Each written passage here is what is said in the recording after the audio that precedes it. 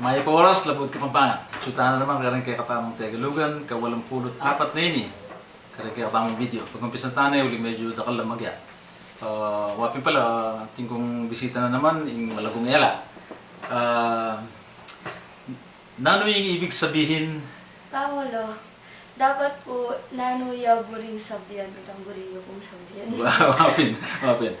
Potong punta kayo SM, magsasabi. Makiyagnan pulo, alik po makisabi. Wapin. Bayo tamo ko, palitan mo yung blouse mo. O pulo, alilan kaya po, alik kaya po palitan. Ulit Tagalog yung po ito. Mag-shopping ka pang pumasko mo, di ba? Lo, siya mangot kang Kapampangan, tayo gagamitan in ba ang pong di ba? Uling batlare king Tagalog word hindi ba? Wari. Wapin. Mag-shopping ka pang pamasko, wari. Opo, sabi ko po.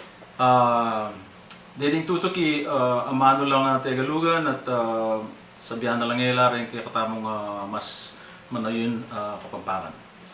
Tapat. Karapan. Harapan. Mengyari. Milyari. Sapat.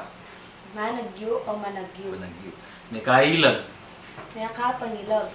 May bunot. May bagot. Pahabol. Patagal. Oreta. Militana.